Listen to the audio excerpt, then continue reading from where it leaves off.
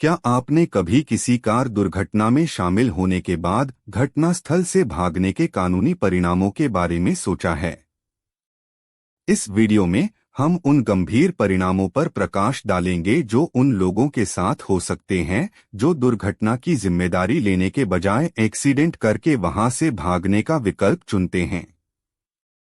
हमसे जुड़े क्योंकि हम हिट एंड रन दुर्घटनाओं से संबंधित कानूनी ढांचे, संभावित दंड और मदद आने तक घटनास्थल पर रहने के महत्व को उजागर करेंगे। अपने आप को जानकर रखने और जिम्मेदारी से सड़क पर गाड़ी चलाने के लिए इस महत्वपूर्ण विषय में अंतर्दृष्टि प्राप्त करें।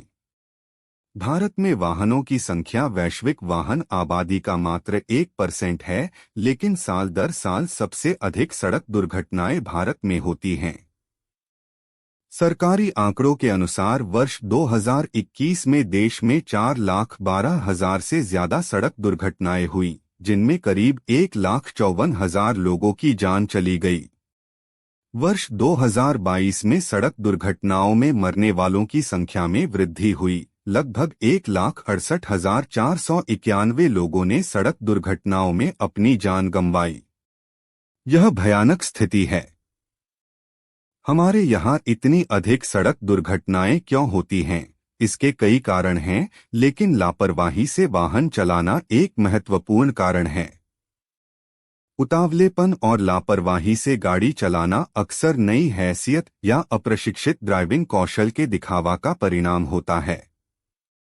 यहाँ लोग अपने वाहन को अपने रुतबे से जोड़ते हैं और समाज में अपने रुतबे के प्रतीक के रूप में अपने निजी वाहन को प्रदर्शित करना पसंद करते हैं।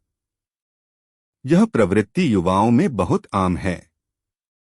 गति रोमांचित करती है, लेकिन मार डालती है, यह एक पुरानी कहावत है, और सरकार ने सड़कों पर तेज गति से गाड़ी चलाने की प्रवृत्ति को रोकने के लिए कई निवारक उपाय किए हैं, लेकिन लोग तेज गति से गाड़ी चलाने की प्रवृत्ति को अपनी बहादुरी के लक्षण के रूप में दिखाना पसंद करते हैं और ज्यादातर बार ऐसे कृत्य भयानक दुर्घटनाओं में परिणत होते हैं। अब तक जल्दबाजी और लापरवाही से किए गए कृत्यों को भारतीय दंड संहिता की धारा 279, 337, 338 के आधार पर निपटाया जाता था और लापरवाही से मृत्यु का कारण धारा 304A के तहत निपटाया जाता था, जिसमें अधिकतम 2 साल की कैद, जुर्माना या दोनों की सजा का प्रावधान था। कानून नरम होने के कारण कई लोग हिट एंड रन जैसे घिनौने कृत्य को अंजाम देकर भाग जाते थे। यह ज्यादातर राजमार्गों, सुनसान सड़कों और भारी वाहनों के चालकों के साथ एक आम बात थी। वर्तमान में भारतीय दंड संहिता में किसी के कारण हुई सड़क दुर्घटना की घटना की रिपोर्ट न करने के परिणामों के लिए कोई प्रावधान नहीं है, इसलिए लोगों को कानून का डर नहीं था। पर अब लोकसभा और राज्यसभा दोनों ने भारतीय न्याय संहिता 2023 बिल पारित कर दिया है, जो मौजूदा भारतीय दंड संहिता की जगह लेगा। इस विधेयक पर राष्ट्रपति के हस्ताक्षर होते ही यह कानून बन जाएगा।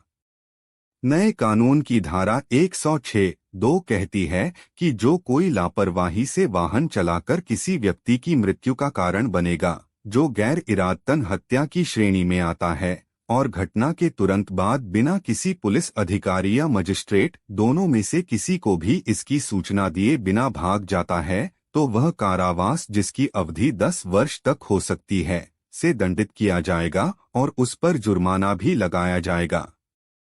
सरकार को उम्मीद है कि इस कड़े कानून से तेज और लापरवाही से गाड़ी चलाने से होने वाली मौतें कम होंगी और वाहन चलाने वाले लोग अपनी गति के साथ साथ दूसरों की सुरक्षा के संबंध में सड़क पर अधिक सतर्क रहेंगे।